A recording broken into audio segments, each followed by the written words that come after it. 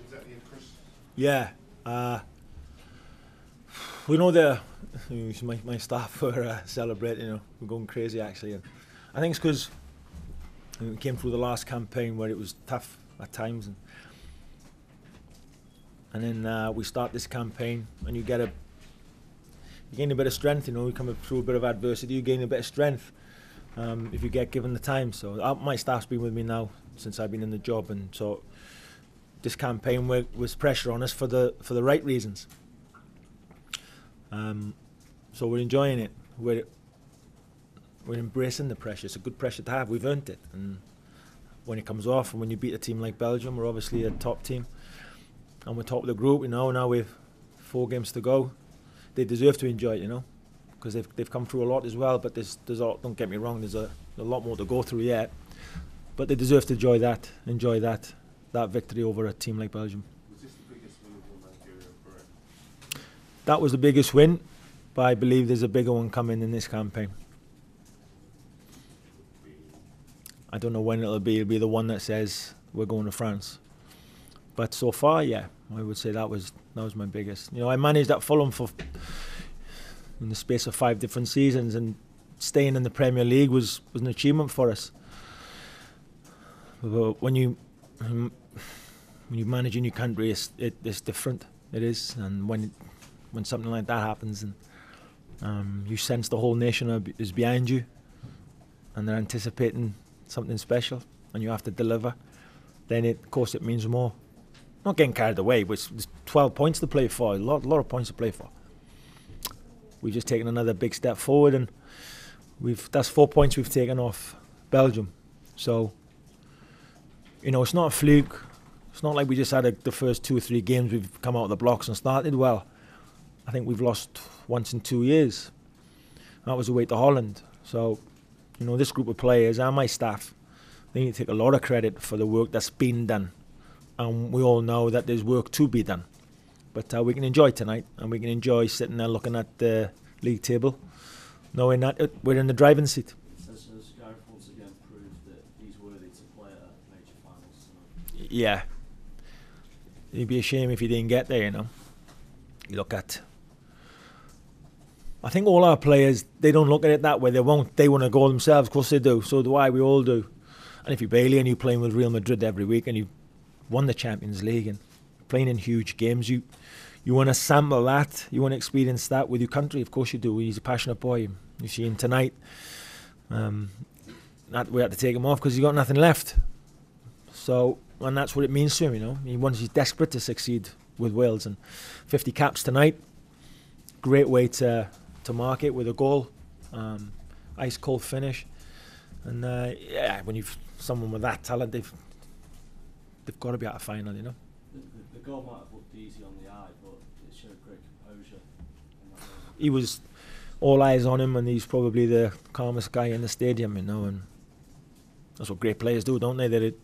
They always find that extra second of time and space from somewhere, and it's calm finish, against. When you break Belgium down, you've still got to get past the goalkeeper, and he's a super goalkeeper. He's a great goalkeeper. So once we got the goal, it gave us something to hang on to. We weren't pretty. We didn't play great football.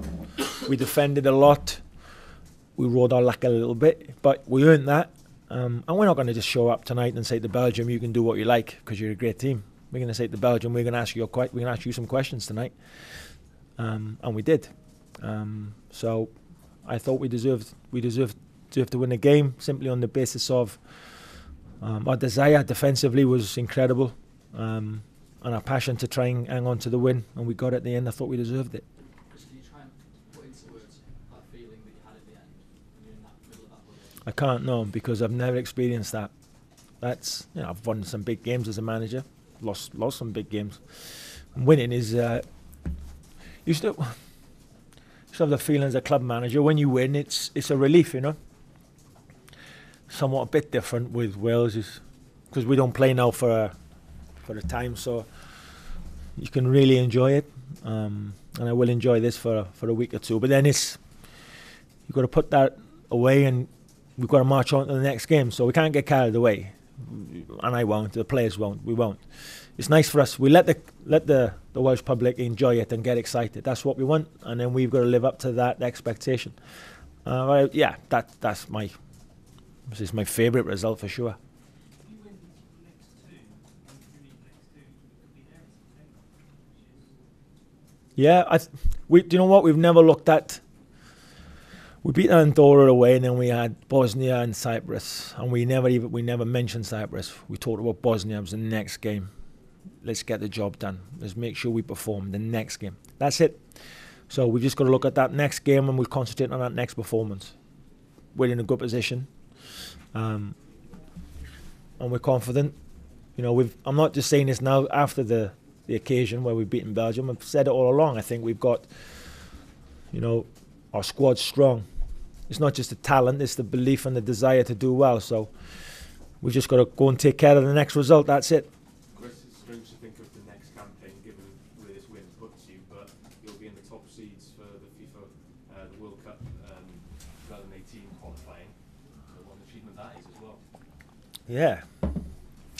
It's always like two things working at the same time. You're trying to do well in a campaign, and you're trying to get as high as you can in the rankings to make sure that, you know, the lower you are, the harder the group you're in, really. And so, yeah, that's good for us, and that'll be interesting to see what comes out of that.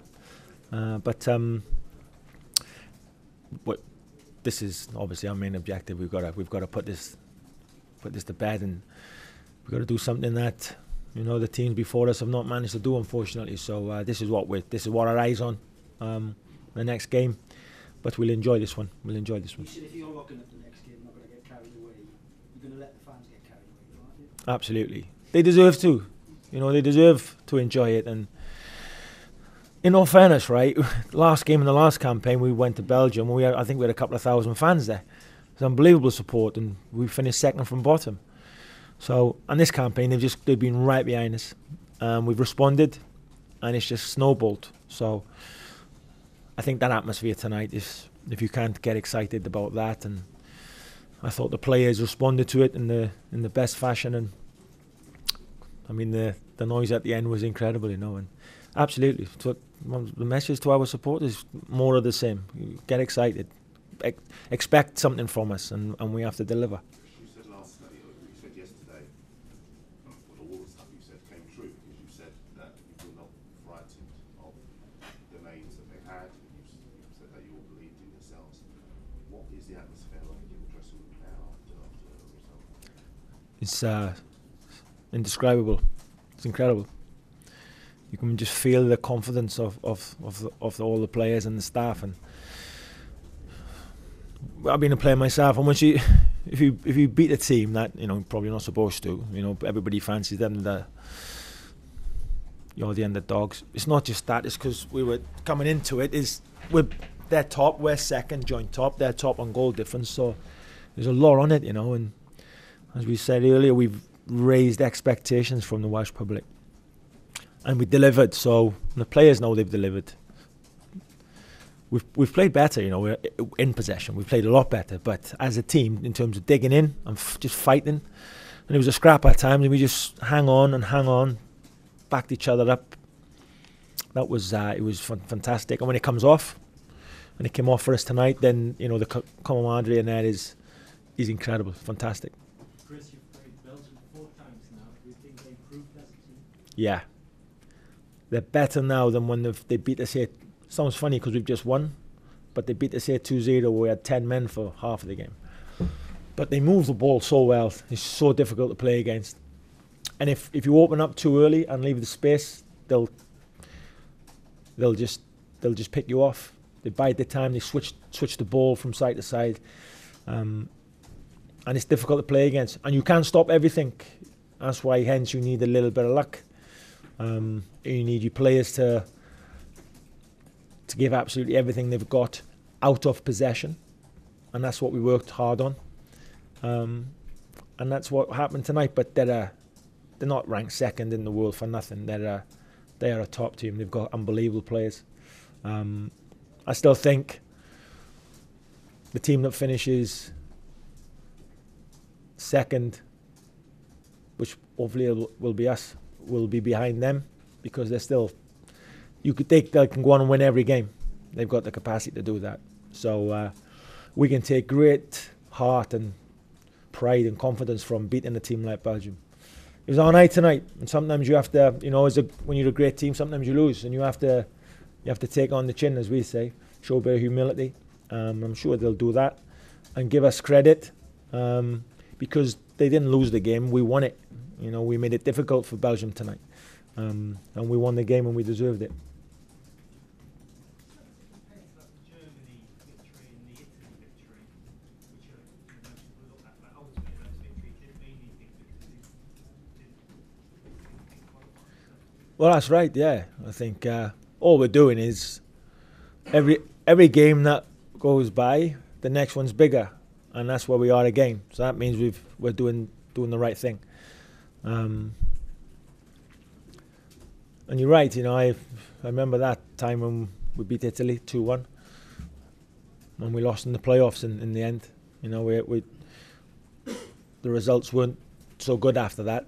I think with this current group, they've been consistent. We've been consistent for 2 years, not for 6 games. 2 years we've been consistent,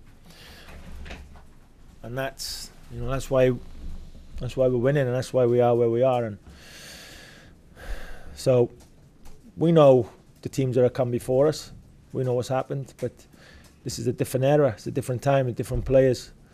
We're on said all along, this is our own path. We're not walking down anybody else's path. We're treading our own path, and we've got to make sure we take care of our own business, which we will, I'm sure.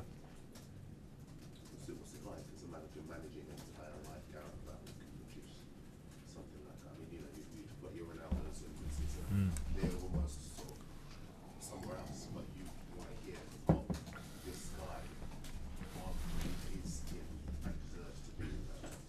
Yeah, the good thing is all our players know that as well. So does he improve you as a manager? What's it like? Because can you tell him what? Do you give him orders, or do you allow him the freedom to go? I wouldn't say I give any of the players orders, because when international football is heavily relied on the tactical side of it. And all players, if you're talking to players and they're not buying into what you're saying, they won't do it anyway. First and foremost, a player wants to know that, can you improve him individually? And then secondly, can you affect the group that you're working with, the team, and make it good and make it win? And if you can cover those both areas, you've got a chance. We've played different systems, We played two different systems tonight. Since the campaign started, we played probably 4 or 5 or 6 different systems, because we've had to shuffle and change, stay in games, try and win games, hang on to a win. He never complains. He plays down the middle. Sometimes he plays off the middle. Sometimes he plays wide. Tonight, there was long periods where we never had possession, and he did his defensive duties when he had to. So I've never actually looked at it and thought I've got to manage Gareth differently. And I think that's the biggest compliment I could pay him, probably. He fits in with there's no ego with him, with us. He fits in, does his job. He's happy to fit into the team. He knows if we give him instructions, then it's for the benefit of the team. So I don't look at him and think, right, I've got a squad of players and I've got Bailey. He's part of the squad, Hey, he's one of the best players in the world. Simple as that. But he's part of the squad. Just take one more. This is the last question, because Belgian coaches waiting to come in. You came in horrible circumstances to this job. There was a time where people in the press and in the stands weren't acting your corner. Does that make it all the sweeter now that sort of with Wales as high as they've been for so long? It makes now I look at it and I see some people are saying, some of these young players came through with Tosh, and even Speeds, God bless him. Things were put in place. But they never said that to me when I was losing 6-1 against Serbia. There was only one finger that was being pointed, one person with the fingers pointed, it was me. So now when it's going really well and we're winning, some people want to dilute what we're doing or what I'm doing, and that's up to them. It's probably the same people as the last time, but I'm not bothered, to be honest. As long as we're winning, as long as Wales are successful. I don't look at it and say, stick my tongue out to people if they were critical of me before. That's how football is. So, and that's last campaign. This is this campaign. This is different, and our motto is together stronger. So, and that means everybody, and things are good at the minute. Okay. Thank you. Thank you. Belgian coaches.